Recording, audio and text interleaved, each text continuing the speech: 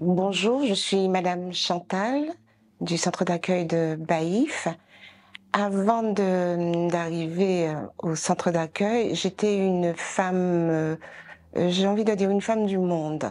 C'est-à-dire que c'était des sorties, restaurants, c'était vraiment la fête. En fait, c'était vendredi soir, fini le travail. Je commençais dès vendredi soir, le sac était déjà prêt. Je partais pour revenir quelquefois le lundi matin pour aller travailler. Je suis arrivée à cela après un échec de ma vie sentimentale, de ma vie familiale. Tout ce que je pouvais arracher de la vie en plaisir factice, en plaisir futile, je faisais. Tout se passait bien, j'étais à droite, à gauche, pas un instant, même pas le temps de réfléchir, hein, j'étais arrivée travailler, savoir que le vendredi, bim, parti. Et tout cela jusqu'au jour où j'ai reçu un appel où on m'apprenait que mon fils avait été agressé et était dans le coma. Donc je suis partie, je suis restée quand même, mon fils est resté 3 mois dans le coma. Je suis restée avec lui 3 mois et demi parce que quand il est sorti du coma, il y avait beaucoup d'absence, beaucoup de confusion. Donc je suis restée 15 jours de plus avec lui, persuadée que j'allais reprendre ma vie là où je l'avais laissée. Pour moi, il n'y avait pas de doute. Sauf je suis revenue avec 3 mois et demi sans travailler. Quand je suis arrivée, je me suis retrouvée également encore ce mois-là sans salaire. Et les problèmes financiers ont commencé à pleuvoir de toutes parts. S'il fallait chiffrer, il faudrait à peu près 20 000 euros de dette entre la voiture, toutes les petites choses qui n'avaient pas été payées et qui s'accumulaient. J'avoue que ça a été un moment difficile, mais où, avec mon caractère, je me disais, je m'en sortirai, il y aura une solution. Sauf que c'était compliqué. Il y a eu également mon fils qui, sorti du coma, mais handicapé. Donc, il fallait une rééducation. Il ne marchait pas, il n'acceptait pas. Donc, il y a eu à peu près 3 tentatives de suicide. Ma fille qui a dû abandonner ses études pour rester à encadrer son frère. Donc, je me suis retrouvée à un moment, peut-être à boire plus que d'habitude, parce qu'il fallait bien un exutoire, il fallait trouver une possibilité de aller chercher des forces, et les forces, ça a peut-être été l'alcool à ce moment-là. Il y avait ma sœur, mais je donnais l'apparence de femme forte, qui a des problèmes, mais oui, on les prend à bras-le-corps, on va trouver une solution.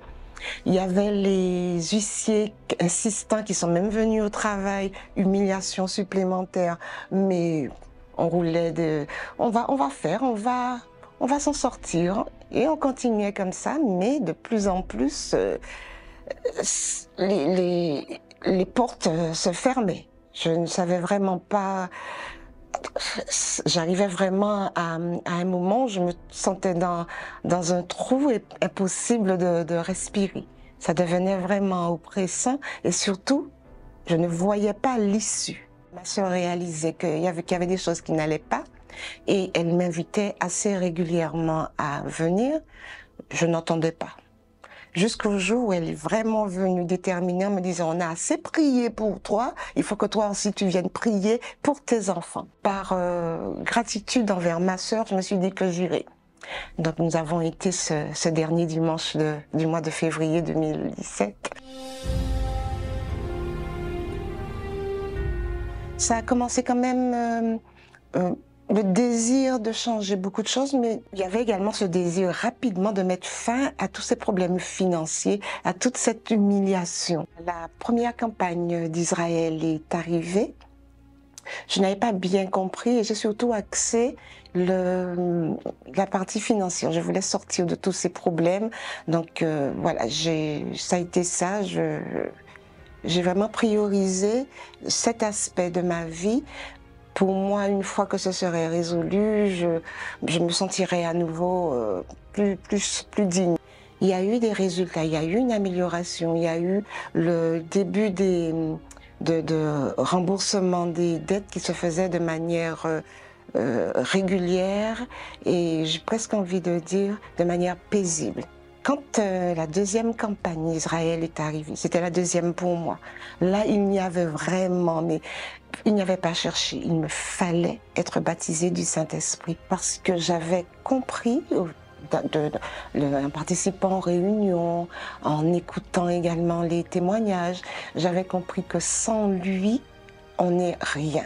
J'avais compris qu'il fallait cette présence, parce que le Saint-Esprit représente la force, représente la paix, représente la sécurité, représente l'amour de Dieu, puisque c'est son esprit qu'il va nous donner. Et c'est pour ça que c'était important pour moi d'être complète en étant baptisée d'eau, donc en ayant renoncé au monde, mais en étant baptisant du Saint-Esprit, en étant agréée par Dieu. Il était incontournable de ne pas se débarrasser de certaines addictions, l'alcool, les sorties. Il y avait également une situation qui durait depuis quelque temps, qui n'était pas du tout conforme. C'était un homme marié avec qui je vivais depuis une douzaine d'années. Ça aussi, ça a été régularisé en ce sens que j'ai laissé tomber. Donc je suis arrivée dans cette campagne déterminée à tout faire, à me dépouiller de tout ce qui ne serait pas conforme au commandement de Dieu. La bonté, l'amour de Dieu a fait que, avant de même de monter sur l'autel, j'ai reçu son esprit, j'ai été baptisée du Saint-Esprit et je suis montée sur l'autel avec encore plus de joie, de reconnaissance et de bonheur. J'ai reçu la force tranquille. Ça veut dire que quel que soit ce qui se passe, quel que soit le problème, quelle que soit la lutte, j'ai un capaciteur, j'ai un directionnaire, j'ai un consolateur, j'ai l'Esprit de Dieu. Moi, je ne sais pas comment, mais lui sait. Donc, il n'y a pas à s'arracher les cheveux, il y a juste à demander, il donnera la direction. Et c'est ce que j'appelle la force tranquille, l'assurance de ne plus être seul. Et aujourd'hui, après mon baptême, le baptême du Saint-Esprit, grâce à Dieu, il a béni. Ma famille va bien, mes enfants vont bien, mon fils est en capacité il a retrouvé ses capacités physiques, ma fille travaille, elle est heureuse de son travail en plus, mon fils aîné, ça continue, il vit sa vie, chacun des enfants, donc, et ils vivent, c'est une vie bien. Ma fille a pu changer d'appartement quand elle voulait. Mon fils envisage ils ont des objectifs qu'ils atteignent grâce à Dieu. Et je dois tout cela, parce que par la force des bras, on n'arrive à rien. Je dois tout cela au Saint-Esprit qui est dans ma vie, qui régit ma vie.